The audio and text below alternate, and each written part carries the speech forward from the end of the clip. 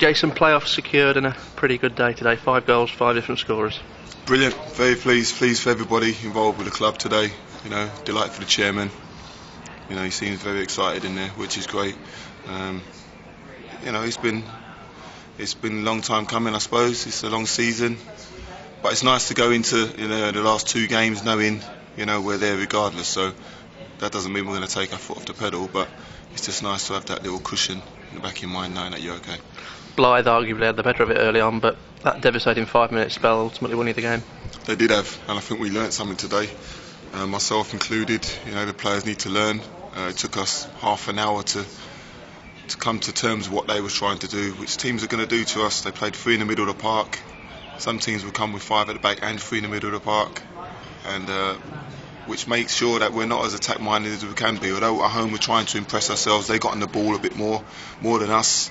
First half hour we had to chase them around. Once we worked it out, which we did, we got the 3 quick goals. Well done. Second half we came out, we didn't let it drop again. The team talk was to go out and go and press on again, try and get another goal. 3-0 is not enough. Be greedy. That's my philosophy. Be greedy. And if you're strikers, you always want to score. So I was delighted with the front 2 that started the game. They put in a real shift. Laurie got his goal. Spencer worked really hard. They came off. They needed replacing because we needed fresh legs up there to keep doing the shift that they put in first half.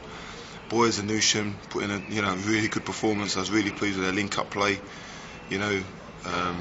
Boys took his goal really well. Nee could have. It's good stuff. It's good to see all the people, just different people getting goals. It's good to see Shane Clark go and push on because he played for right back for the majority of the game. And as the game went on, we put him into midfield and he got forward and he could have had 2 goals, to be fair. And some of your goals recently have been set pieces, but some real good quality open play goals, and especially the 3 in the first half.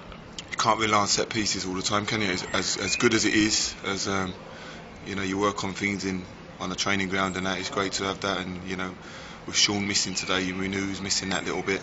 But you want to open teams up from open play. That's the majority of the game. You can't just rely on set pieces, and we're not. We wouldn't go into games just relying on breaking teams down that way. I think we've got far too much quality to do that. I just thought it was a decent performance, coming off the back of last week's performance.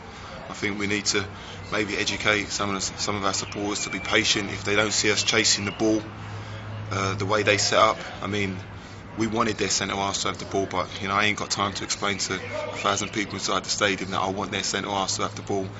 With no disrespect to them, they're not their 2 best players. Their best players was the 7 and 8, and also the 10 in the midfield, who for the first half an hour kind of dictated the game and got on the ball.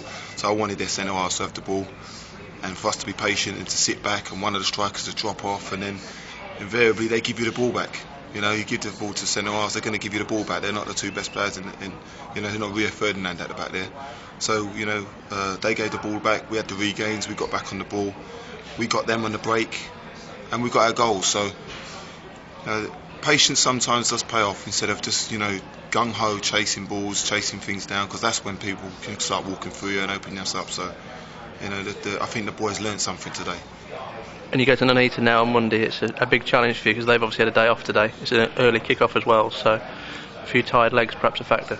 I'm sure. I mean, we've got a good squad. As I said, the 2 that came in proved and given us something to think about for Monday. They worked really well. Nuneaton would have had the weekend off, as you say. I know they was here watching the game. What would they make of what they've seen today? They would have seen the first half hour and thought, this is what we can do against them. But then they would have also seen what we can do after that. They're at home at the end of the day. I would like to think, and I'd expect them to be positive at home and not to be sitting back behind the ball, which will suit us. So, it's all good for us come Monday. If they was coming here, then maybe they would come here with a negative attitude, but I'm sure they won't at home. And also, they need to secure their playoff place, don't they? So, I'm pretty sure they'll be putting in a real shift. And 3 points from your last 2 games, I think, would guarantee you a second leg at home and maybe even second place, where you probably get the final at home. So, just that one last push now. Yeah, we're going to carry on. We're going to try and win both games. It's as simple as that. We're not taking our foot off. It's also good to have good momentum going into playoffs. You don't want to be doing anything wrong there. You don't want to take a hiding from anybody. So the players will keep right. We'll make sure they are. And we're going to playoffs in good form.